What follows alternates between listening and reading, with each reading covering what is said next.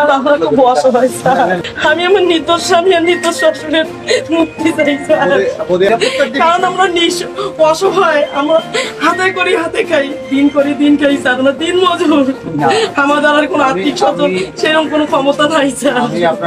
প্রিয় দর্শক, লালমনিরহাটের আলোচিত ধর্ম অবমাননার অভিযোগে আটক নাপিত বাবা ছেলের ঘটনায় এখনও চলছে চরম আলোচনা ও বিতর্কের কেন্দ্রবিন্দুতে। আগের ভিডিওতে আমরা জানিয়েছিলাম কিভাবে সেলুনে কথিত এক ধর্মীয় বিতর্ককে ঘিরে জনতা উত্তেজিত হয়ে পড়ে এবং পরেশ শীল ও তার ছেলে বিষ্ণুচন্দ্র শীলকে আটক করে পুলিশ। তবে এবার সামনে এলো এক মানবিক দৃশ্য যা মন ছুঁয়ে যাওয়ার মতো। আটকের পর বিষ্ণুচন্দ্র শীলের স্ত্রী তাদের ছোট্ট সন্তানকে কোলে নিয়ে হাজির হন পুলিশের সামনে। পুলিশের ঊর্ধ্বতন কর্মকর্তাদের সামনে কান্না জড়িত কণ্ঠে আকুতি জানিয়ে বলেন, স্যার, আমার স্বামী এবং আমার বৃদ্ধ শ্বশুর নির্দোষ। ওরা কারো ধর্মে কটূক্তি করেনি, আমি তাদের মুক্তি চাই স্যার। ঘটনাস্থলে উপস্থিত ছিলেন লালমনিরহাট জেলার পুলিশ সুপার এবং বাংলাদেশ পুলিশের একজন ডিআইজি, ছিলেন সেনাবাহিনীর এক কর্মকর্তাও। মানবিক আচরণে ওই নারীকে সান্ত্বনা দেন পুলিশ কর্মকর্তা। বলেন, আপনি চিন্তা করবেন না, আমরা সহনশীলতার সঙ্গে মামলা প্রসেস করব। আপনি আমাদের মা বোনের মতো, আপনার নিরাপত্তা ও মর্যাদা আমাদের দায়িত্ব। কিন্তু প্রশ্ন থেকে যায়, এই পরিবারের একমাত্র আয়ের উৎস ছিল এই বাবা ছেলের সেলুন ব্যবসা। তারা এখন জেলে, পরিবারটি চলবে কিভাবে? সেই স্ত্রী ও শিশুর জন্য এখন কেউ কি আছেন? এদেশে ধর্মান্ধতা আর কথিত অবমাননার অভিযোগে সংখ্যালঘুদের উপর যে বাড়াবাড়ি চলছে তা আমাদের মানবিকতাকে প্রশ্নবিদ্ধ করছে। প্রিয় দর্শক, আপনাদের মতামত জানাতে ভুলবেন না। এই প্রতিবেদনের আপডেট আপনার কাছে পৌঁছে দিতে আমাদের চেষ্টার কোনো কমতি নেই।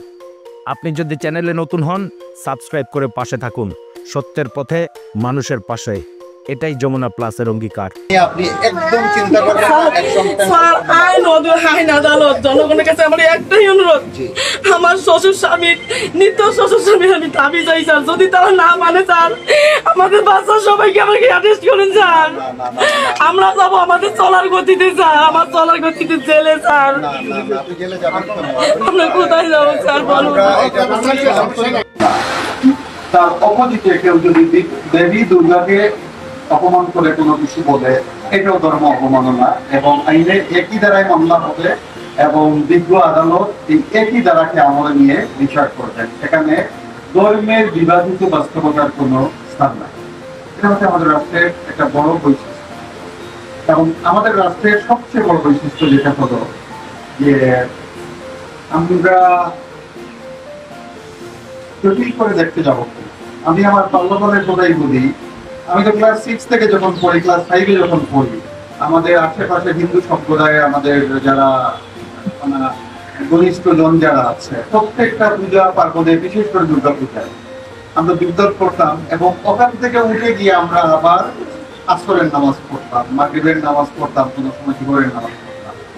বিষয়টা ছিল যে হিন্দু মুসলমানের যে সহাবস্থান, বিশেষ করে হিন্দু মুসলমান এবং পাহাড়ি অঞ্চলের মুসলমান এবং বৌদ্ধ ধর্মের যে সহাবস্থান, এটা কোনো কেতাবি বাস্তবতা না, এটা একদম একটা জলজন্ত বাস্তবতা যে বাংলাদেশের হিন্দু এবং মুসলমান একটা অবিভাজ্য সত্তা এবং কোনোভাবেই আমাদের দেশের মূল স্রোত যে জনসাধারণ আছে, তারা কোনো মানুষ যদি ক্ষতিগ্রস্ত হয়, তাদের জীবন সংগ্রামের যে স্বাধীনতা, তাদের সম্পদের যে অধিকার, এটা আমরা সবাই এটাকে পবিত্র এবং গুরুত্বপূর্ণ মনে করি। আমরা একজন হিন্দু ধর্মের ভাইয়ের যদি শরীর থেকে রক্ত জড়ে, এটা আমরা মনে করি যে এটা আমাদেরই শরীরের রক্ত, এবং একজন মুসলমানের শরীর থেকে যদি কোনো রক্ত জড়ে, এটা আমাদের যে কোনো হিন্দু ভাই মনে করি যে এটা আমাদেরই রক্ত, এবং এভাবেই আমরা একে অপরের পাশে দাঁড়াই। এটা হচ্ছে গত 53 বছর না, এটা হচ্ছে গত 1000 বছর ধরে এই অঞ্চলের সাধারণ মানুষের সংস্কৃতি হচ্ছে এটা। এখানে এটা কোনো রাজনৈতিক ব্যক্তিত্ব নির্দোষ শ্বশুর স্বামী আমি দাবি চাই স্যার। যদি তারা না মানে স্যার, আমাদের বাচ্চা সবাইকে আমাকে অ্যারেস্ট করেন স্যার। আমরা যাবো আমাদের চলার গতিতে স্যার, আমার চলার গতিতে জেলে স্যার। আমরা কোথায় যাবো স্যার বলুন?